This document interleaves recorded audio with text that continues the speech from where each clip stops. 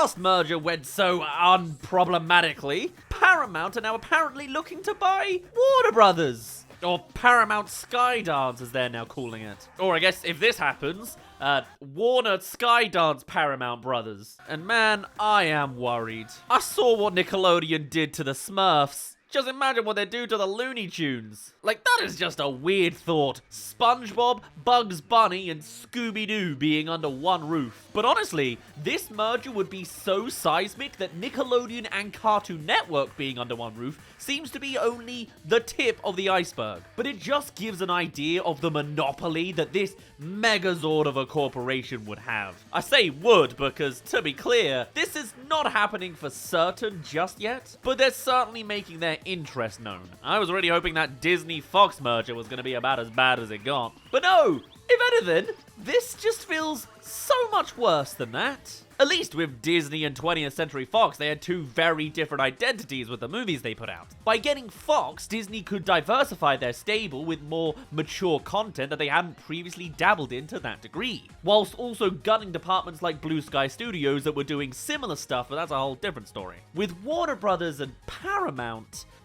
they are two companies that at least seem to be structured in a very similar way. It's like if McDonald's and Burger King decided to become the same company. Like, what's the point at that point? Well, money and IP that makes money, that's the point. That is the bottom line. And whilst Warner Brothers have also had their best year in a while, Paramount have had their worst whilst also being bought by a very wealthy parent in Skydance. And when I say wealthy, they're now owned by David Ellison, son of one of the richest men in the world, Larry Ellison. So yeah, I'm afraid that's the guy who will now be potentially owning two of Hollywood's biggest studios at once. And this just seems to be the age we're in now, right? With these giant companies slamming together to become mega corporations. Obviously, there was the Disney-Fox deal that got this all underway, but then you've also got Warner Brothers' last merger with Discovery, the Amazon MGM merger as well. Further back, you had Universal buying DreamWorks, the Skydance Paramount merger that literally just finished, and now this is possibly the grossest capitalist fest yet. In 10 more years, it's just gonna be a giant mutant corporation running everything, I'm telling you now. It's no exaggeration to say that this would change the landscape of Hollywood itself. Two studios that have stood separately for over 100 years, now potentially becoming one, and the voice of the movies that will grow from it will just be less interesting. Like, I know Disney still releases a lot of stuff under the now 20th Century Studios label, but that's what it is. It's just a different label now. You can't have the Disney castle come up before an Alien movie, so they've got another recognizable brand to stick on the front as well. Does that mean the same will happen to Warner Brothers? Will they just become a label for Paramount? I'm not so sure it's actually as simple as that. For one, Warner Brothers is the studio that's currently performing well, whilst Paramount haven't really had a solid year since 2022, outside of individual wins like the Sonic movies. But at the end of the day,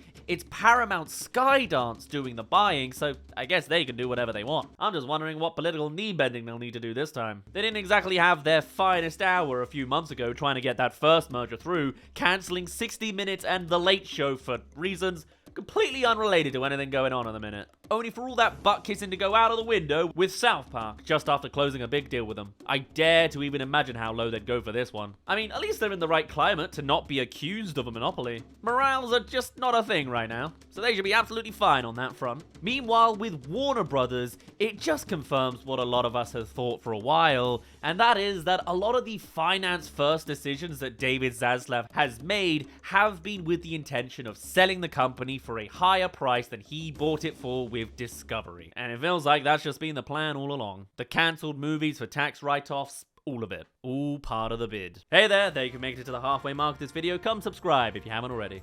Thank you. Going all the way up to this year too, where Warner Brothers absolutely went for it with marketing in their movies, and boy did that show. After all, they just broke the record for most movies to open to over $40 million at the box office. And it's not just the fact that they had some movies that did well, it is the variety of projects as well. You had a bombastic and dumb literal blockbuster in a Minecraft movie, one of the all-time highest grossing original movies in Sinners, the highest opening for a Final Destination movie, last weekend being the biggest opener for a Conjuring movie, another big original horror in Weapons, and a massive launch for the new DCU with Superman. They have had a solid run of 2025, there is no doubt about it, and it feels like the perfect showcase of every kind of movie you could offer. Certainly looks a lot better than another failed attempt at a Smurfs movie that couldn't even pass $120 million worldwide. And it honestly felt great to see a studio actually having a successful year post-pandemic, with a full spectrum of original and franchise movies, each performing well. But now, it feels like all that hard work just went to making the studio look more attractive for a purchase. And though it seems like Warner Brothers have more of the right people than Paramount does, I do worry whether Paramount will recognize that. I also have a bit of a potential conspiracy on this, because like a year ago, Tom Cruise signed a big first look deal with Warner Brothers despite his biggest franchise being with Paramount, which leads me to wonder whether ideas of this merger have been known for longer than this. Maybe not, but it does line up pretty well for that guy there. Of course, for the sake of this channel, I have big questions on the animation front, of course, and the direction for where that'll be going in. Because as I mentioned from the top, you'll have Cartoon Network and Nickelodeon under the same roof with this, which for 90s and noughties kids seems just about unthinkable. Not to mention a reality where two icons of animation in Bugs Bunny and Spongebob can be in the same room together now. If they did another horrible IP parade with a Space Jam 3, please don't. I think we already know who's showing up. Not to mention the adult animation side with Adult Swim shows and South Park being under one roof as well. Does South Park stay on Comedy Central, or does it start playing on there too? There's so many questions here, and to be fair, I think animation is one thing that Paramount have neglected a lot less than Warner Brothers. I don't necessarily love with what they do with their animations. I mean, Nickelodeon has become as dull and plastic as the merchandise its content tries to sell, but at least they're not completely buying it like Warner is. The Looney Tunes and Hanna-Barbera characters may at least have more of a shot in the spotlight under this new deal, from someone who actually cares about animation. Likewise with Cartoon Network itself, as Warner Brothers have seemingly tried to remove a piece of that every week. So I guess there's that on the animation front, but I still just absolutely don't want this. Plus, let's not forget, we have disgraced Pixar head John Lasseter working over on Skydance Animation. There may be a reality where he gets his cuddly hands on those characters. That's a potential part of this awful timeline as well. For me, this just feels like two huge voices in the industry becoming one massive and less interesting one. Having different studios is great for competition, and there's still plenty of that competition to go around. But these two companies represent two historic studios who have stood separately for decades. And once they're the same thing, what logos on the front of their movies is just gonna feel a little more hollow. In fact, you might as well just stick the Skydance logo on all of them, as they just became a front for it all. And it all just feels like a piece of news that is emblematic of our current age of greed and commerce and monopolies, and powerful men just grabbing whatever they want. The Ellison family at the top of this tree do just feel like the sort of individuals that can just point at anything and go, I want that, and they just get it. Meanwhile, well, you can probably fill in the gaps. But hey, you know what, who cares? These were the two worst studios of the industry anyway. Both bottom of the barrel when it comes to morals, so what a surprise the trashy ones just merged into a bigger trash heap.